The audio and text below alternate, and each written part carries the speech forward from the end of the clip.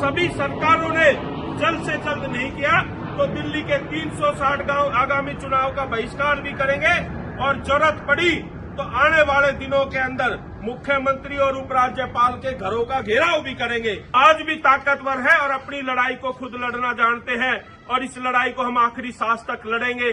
गांव एकता जिंदाबाद, अपना हक लेके रहेंगे।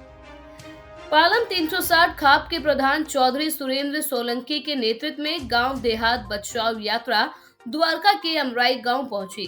पंचायत की अध्यक्षता चौधरी सूबे सिंह ने की, जिसमें ग्रामीणों की समस्याओं पर चर्चा की गई। इस पंचायत का मुख्य उद्देश्य गांव की गंभीर समस्याओं पर सरकार का ध्यान आकर्षित करना था।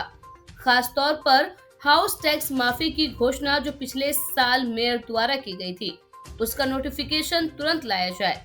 पुश्तैनी संपत्ति का मालिकाना हक निःशुल्क दिया जाए। जिन किसानों की भूमि अधिग्रहण में गई थी, उनके वैकल्पिक प्लॉट तुरंत दिए जाए। लाल डोरे का विस्तार किया जाए। 74/4 एवं 20 सूत्री के तहत आवंटित भूमि व प्लॉट का मालिकाना तुरंत दिया जाए। चौधरी सुरेंद्र सोलंकी ने पंचायत के दौरान कहा कि दिल्ली के गांव की हालात बद से बदतर होते जा रहे हैं। किसी भी सरकारों ने गांव के ऊपर कोई ध्यान नहीं दिया। आज हालात इतने खराब हो चुके हैं कि गांव के लोग नारकीय जीवन जीने को मजबूर हैं और हमें मूलभूत सुविधाओं से वंचित रखा गया है। कौड़ियों के भाव हमारी जमीन ले ली गई। शहरीकरण के नाम पर ग्राम सभा की जमीनें सारी सरकारों ने कब्जा कर ली। अब सरकारों का प्रयास है कि गांव के अस्तित्व को ही खत्म कर दिया जाए।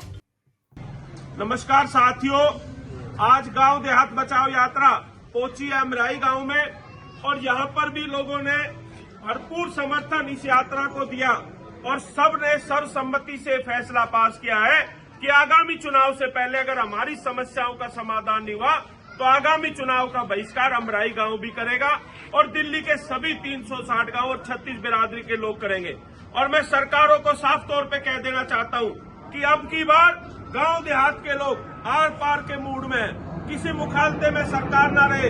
अगर हमारी समस्याओं का समाधान सभी सरकारों ने जल्द से जल्द नहीं किया तो दिल्ली के 360 गांव आगामी चुनाव का बहिष्कार भी करेंगे और जरूरत पड़ी तो आने वाले दिनों के अंदर मुख्यमंत्री और उपराज्यपाल के घरों का घेराव भी करेंगे।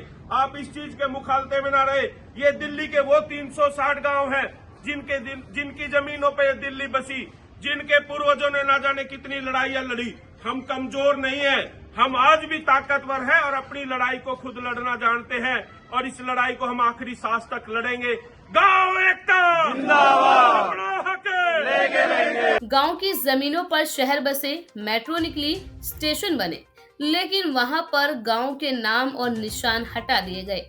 हम सरकार से मांग करते हैं कि जिन गांव की जमीनों पर मेट्रो, दिल्ली या सरकारी अस्पताल या कोई बड़ा कॉलेज या अन्य सरकारी संस्थान बने हैं तो उन गांव के नाम और निशान उसकी पहचान हो, जिससे गांव का अस्तित्व भी बना रहे। दिल्ली के वो 360 गांव हैं जिन्होंने दिल्ली को सुरक्षित रखा है, जिन्होंने दिल्ली के डेवलपमेंट में अहम भूमिका निभाई है, जो कहीं न कहीं शहरीकरण के नाम पर ये गांव लुप्त होते जा रहे हैं, जो नहीं होना चाहिए, जिससे स्थानीय लोग बेहद परेशान हैं। सोलंकी ने सरकार पर आरोप लगाया कि गांव की समस्याओं की अनदेखी की जा रही है, जबकि दिल्ली में प्रदूषण का स्तर लगातार बढ़ रहा है। ग्रामीण इलाकों में पेड़ों के सूखने से पर्यावरण संकट और गहरा गया है।